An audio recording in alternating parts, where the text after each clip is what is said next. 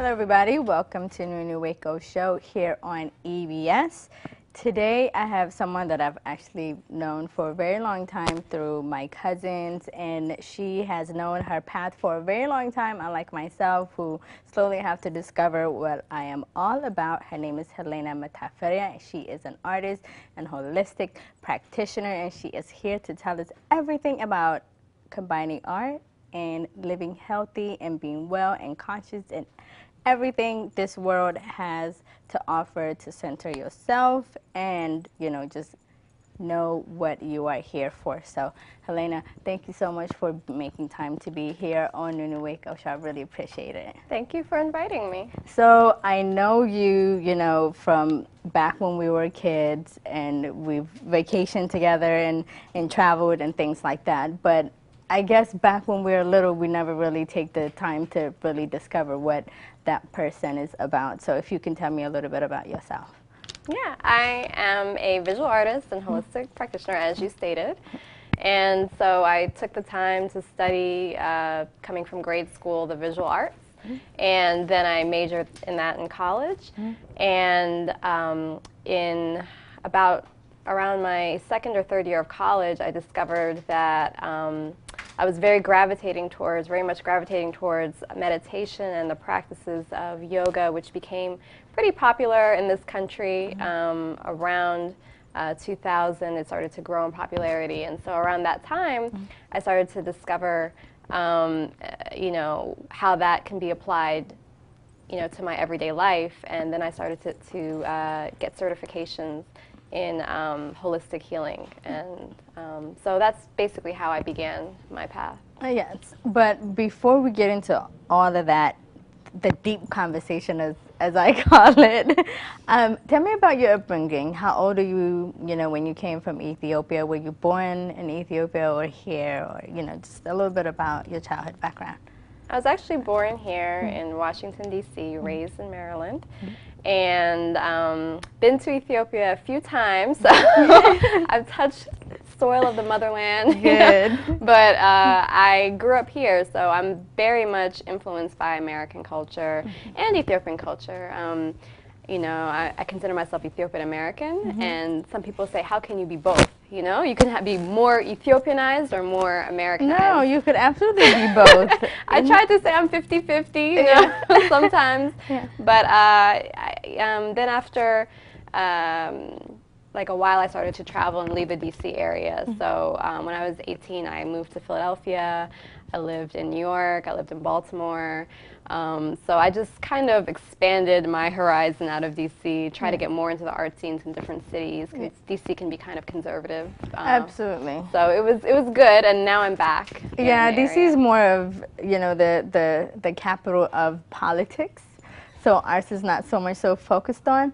But in your travels, you were pretty young when you started traveling, just to discover yourself.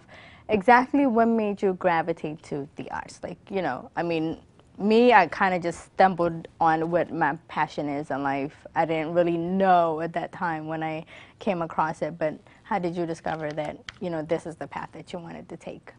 Well, I think that whatever shows up for you, you may have an inclination, you may have a talent, you may call it a gift, whatever it is. I knew I was just very creative.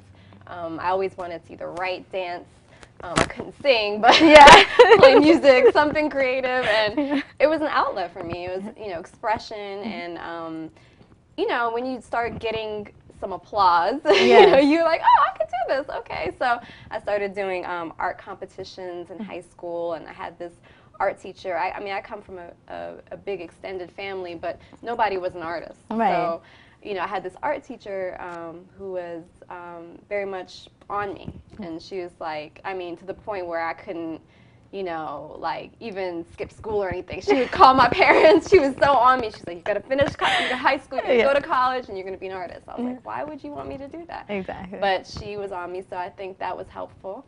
Do you feel that, coming from an African household, especially Ethiopians, there is certain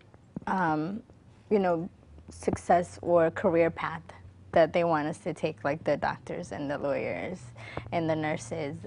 Did you encounter that with your family, or did they say, you know what, Helena is amazing at painting, let's support her in that? I'm pretty blessed. I think that my parents, they just allowed me to be whoever I am, just be good at what you do, you know, and they value education, so they pushed me to do it more academically, you know, but I think it's a rarity, and I think it's beautiful when your parents really support you, and that's how you open up to discover your purpose in life, you know, when you have that grounding, that focus, that support from a young age. I also do some consulting work on the side where I teach youth, and I teach them mural arts and things like that, and I love it because it's an opportunity to see that light and to you know, inspire that spark. And so I'm very fortunate to have that in my household, even though to this day they may not know much about what it is I'm doing or what, you know, but they support me in that way, encouragement. Absolutely. I know you said that, you know, in high school you had that one teacher. Can you elaborate a little bit on the importance of a teacher-student relationship, and, you know, just making sure that there are individuals that really nurture a student's path to success, no matter what their passion is? Absolutely. I sometimes hear from artists that, you know, if you end up teaching as an artist, it's like you failed in your career. I don't believe that at all. I'm a really strong believer that you need to give in order to receive, you know, and so for you to develop your craft, your livelihood, you need to, you don't have to teach in a formal setting. I don't teach in schools in a formal setting. I do more like, you know, programs and things like that. But I believe that even if it's volunteer, if it's service, find a way to reach out to someone. You don't have to be their mentor or their best friend, or, you know, you just offer a little bit, and you never know who's paying attention, you know. And so to this day, I still keep in touch with that teacher. She's retired, you know, and I went to her retirement party, and she's now bought my work. Oh my God, that's awesome. It's a full circle relationship, and I, you know, at some point, I feel like I would like to do that. I'm already teaching, but hopefully I'm inspiring people in that way. Absolutely. So they need to see that they within themselves can do something. So. As a youth teacher, you know, you are able to be who you are today because you had that one teacher who made sure that you were present in school and that you were actually, you know, soaking in what she is trying to educate you on. And you're now, you know, in your own way, giving back to the youth. And how do you see that uniqueness in these individuals and these kids that come to you and say, you know what, I think this is what I want to do. Can you help me, you know, kind of grow it? I think teaching is an art. It's its own art. I haven't had any formal education classes. I think I gravitate more towards alternative settings. I've taught in prisons, youth detention centers, as well as adult senior centers. I just gravitate towards being there and figuring it out. So I don't have any formal ideas of how to create that bond or create that. I just believe that listening is an art, so you have to pay attention, you know, pay attention to that person and try to look at them as an individual, even in a group context. And that is a skill, really, and so you can start to develop those skills. And, you know, if teaching in a formal setting is not interesting to you, like I said, there's alternative ways.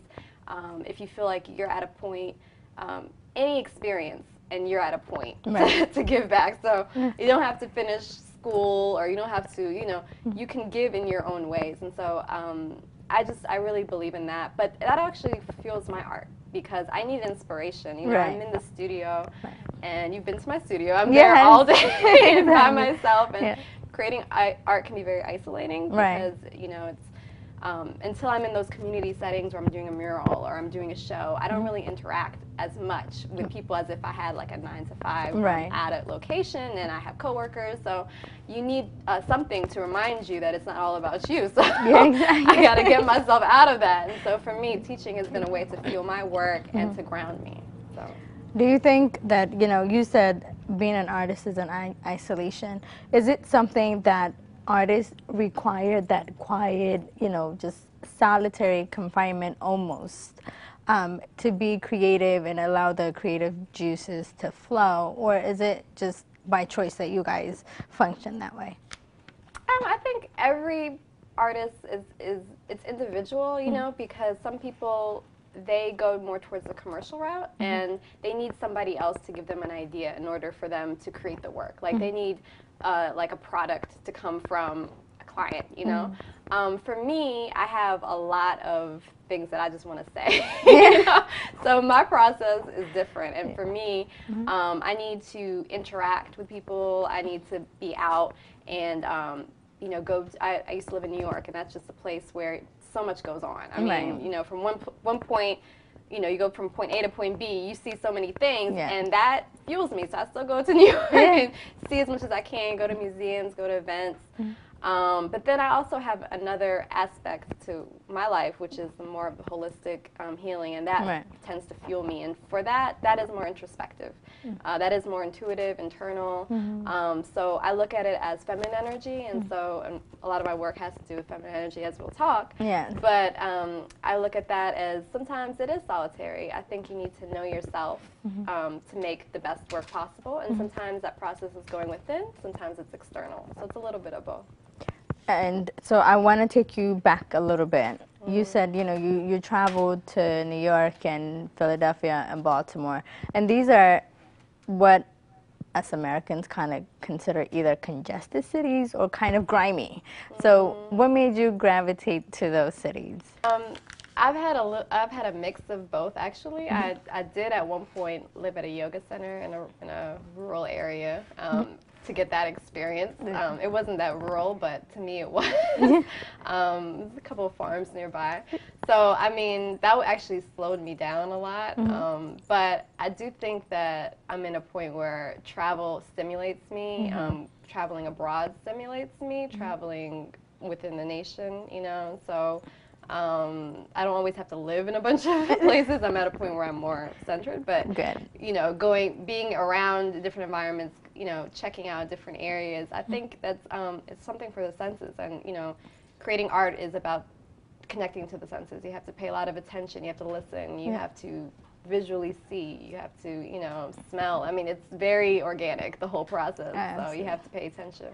Perfect. So to those of you back home, don't go anywhere. We'll be right back so she can tell us how she uses her senses to create the most beautiful pieces that she creates that empowers women, elevates women, talks about women, showcases women. This is all about women. So sit down and we'll be right back. Hello everybody, welcome back. If you are just joining me, I am here talking to Helena, who is a longtime friend of mine, and I am able to connect with her again, and I connected with her over her art. Before we went to commercial, we talked about a lot of her background as a young lady discovering herself, you know, how she reached this point, but now we're going to talk about her artwork. Recently, I came to see you. Because I was just intrigued by the bio that I read, and I was like, oh my God, this girl is Ethiopian, I gotta go check her out. And I walked in and I'm like, that girl looks familiar.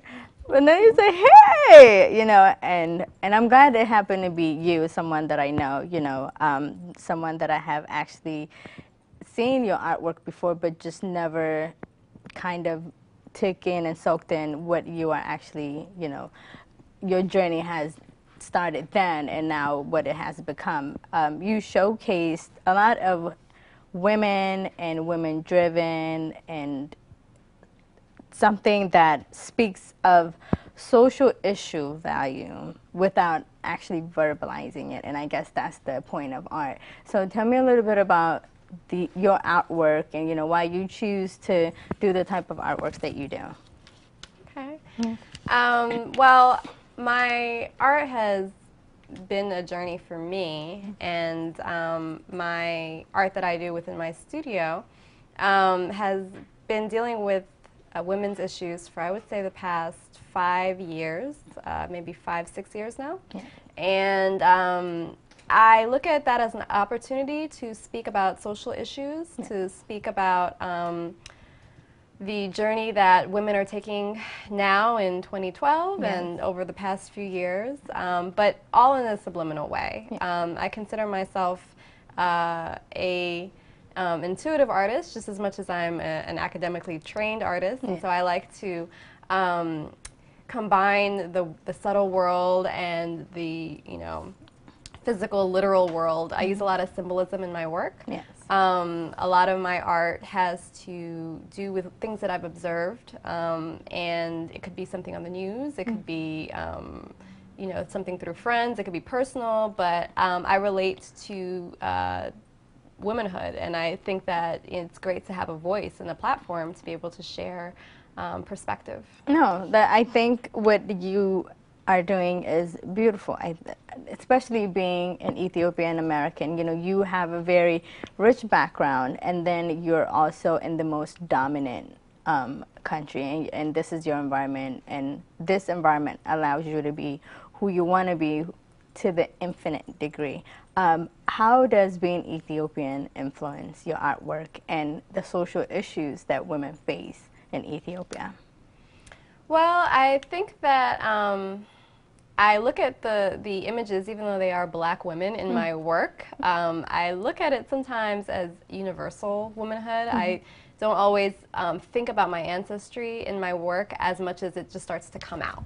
It starts to come out on its own, and I think that just shows that when you're creating, sometimes the pieces may start to look like you physically or, ancestrally or in some way or another, because you are the voice. So whatever your experience has been comes into it. So people say, oh yes, you create, Ethiopian women or black women. I forget sometimes. I'm like, oh really? It's because I'm living it. I don't think about it in that context. Yeah, exactly. But people remind me all the time, and then people also remind me more in subtle ways. Maybe somebody, an American might say, oh, your colors or choices are very strong, or do you know that you remind me of a African artist or Ethiopian artist? And they may never know that I'm Ethiopian. They might not have a lot of interactions with Ethiopians if it's in another city or state, but they will pick up on that. So it comes through. I mean, what you're doing here as an Ethiopian American who has only visited, your homeland once or twice is so similar to the emerging artists in Ethiopia now. And art is finally becoming like, a career, a passion that can be, just respected as just like any other career. But what I see different in yours is because at home I've brought some arts back from when I went to Ethiopia, and you use so many different, mediums, and you can combine them, and you have, I mean, like the art piece behind us, it has a cautions tape on it, and then I've seen one that has Band-Aids on it, tissues and things like that. So how do you incorporate these pieces, and what exactly is your art telling when you put these things together? Well, in the last couple of years, I've been working on a series which is on view now through June 16th at International Visions Gallery in DC on Connecticut Avenue. And this series is called Compositions of Disempowerment. And I used humor, I used human interest to describe the complexities of everyday living, particularly from the perspective of women. And as I was doing this, I wanted to find some creative way to express an idea without being overbearing. And so the first thing that came to mind was, I need the medium to talk about it. And so I started to infuse figures with everyday household objects. I started to describe how a woman goes through certain circumstances through household items, and I would infuse acrylic paint or pencil or ink, and I would mix it with toilet tissue or caution tape or Band-Aids, wallpaper, natural objects like leaves and straws. And so, I mean, these are just some of the materials that I've been using. But I also, don't want to give everything away to the viewer. I want the viewer to guess, because art is a participatory experience. Exactly. I've created, now it's your turn to interpret, and if it's the wrong interpretation, I'm not judging you, because, and that's the beauty of contemporary art. And contemporary art, as a Western movement has also affected Africa. I've been to Addis Ababa Art School, and I've talked and I've kept in touch with some of the students there. This was in like 2007, so I've kept in touch with some people, and they're very much influenced by the art that happens around the world. Right. It's coming into Ethiopia, Right. as well as European and American artists have been influenced by African art for a long time. I mean, if you look at Pablo Picasso's work, he was mostly influenced when he went to Africa. Right. And that's when he started to develop his style. Yeah. So it's like there's always going to be an exchange. And you said that even though you are, you know, a trained artist, that you use your intuition to create most of these things. What is your perspective on being a woman in this world? Well, I embrace being a woman. I don't know if that's, I mean, you have to embrace who you are, right? I embrace my ancestry. I don't limit myself to identifying completely with my gender or my race. Right. But it comes up, and it comes up in my work because that is my perspective. Right. And I consider myself an intuitive artist because I'm not afraid to look into the yin, in Asian culture they call it the yin side, or the feminine energy of being introspective. And if you look at most indigenous cultures, a lot of the artists also were practicing some sort of internal meditation. Even in Ethiopia, a lot of my inspiration has come from an internship I did when I was in college at the Walters Art Museum, which has the largest collection of Ethiopian art outside of Ethiopia. And it was that opportunity where I got to look at the Christian artwork and the medicinal artwork that came from Ethiopia. And that inspired me more than a lot of other influences, because I realized that art had purpose historically in Ethiopia. And so for me, I look at that as something to connect to. So I have my own process. I consider it intuitive, meditative, and I think that when I follow my ancestry, that's always been a part of art too. Absolutely. And, you know, I think in my little mind that I'm also, you know, somewhat of an artist. And me, I just want to get my stress out of my system, and I kind of just, you know, I don't create masterpieces like that. I just want to get my energy out of my system. And I think it is healing to take a painting and a brush and just scribble anything that you feel is just getting stuff out of your system. How do you think, you know, art actually helps people's soul and spirit just kind of calm down and connect with who they are? Do you ever take that into consideration when you're putting these things together? Because, you know, you, like I said before, you use so many different mediums that it can make somebody upset, and it can make somebody sad, it can make somebody happy. You know, it just can invoke so many different emotions in people. But do you ever take that into consideration when you're working on these things? I do believe art is a great outlet. I also believe that we all need to lighten up a little bit and relax.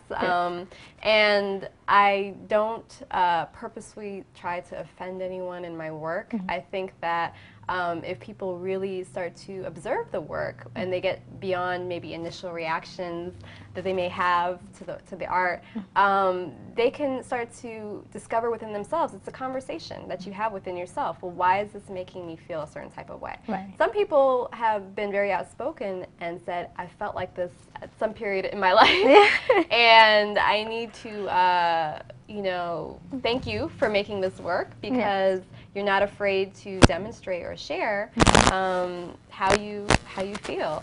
And how you feel is not, you're not the first person to feel this way. So, you know, here comes some encouragement, and that's always great. And then some people may not get it, quote unquote, but I mean, a lot of contemporary artists they don't try to be God. They just try to say something in a new way, and everything's already been said in some way or another. You just try to make it as original and as authentic as possible. Absolutely. And how important is it that you know, as an artist, make sure to talk about social justice work, especially when it comes to women? I don't think I purposefully intend to do it as much as I believe every revolution is an internal revolution first. That's my personal philosophy, is that if you want to affect the world, you need to affect yourself first. You need to do some sort of change within. Yeah. And then you need to figure out what you want to do in the world. You know? So I do feel that a lot of people want to rush and say, okay, this isn't unfair, this is an injustice, and they never take the time to go within and say, you know, that same anger that it fuels up enough to start a war. I, within myself, have some of that anger. What can I do within myself first, before I point the finger? Yeah. Because that's just, I think that's most effective. And, you know, I think so many times we're anti-this, anti-that. We never take a moment to figure out what are we for, you know, and that's sometimes a lot more powerful than being against something. When you resist, you're just hurting yourself. But when you expand and say what you want and how you can serve. So for me, my stance, my personal stance is I want everyone to look within, and from looking within to purify themselves to help with, you know, throughout. And that takes a lot more. It's not as popular, you know, as, I mean, I do some holistic work. I teach yoga on the side and things, and I think sometimes that's become very fashionable, you know, and I think people want to wear Lululemon outfits and, you know, I mean, they want to dress the part, but nobody really wants to work on themselves. As soon as it comes to working on themselves, they're like, let me go do something else, you know. So I think that that's my personal philosophy. And perfect. Well, on that note, we're going to go to commercial, and when we come back, we're going to discuss everything yoga, because I love yoga and you are a master at it. So I'm sure I'm going to be learning a lot from you. Don't go anywhere. We'll be right back.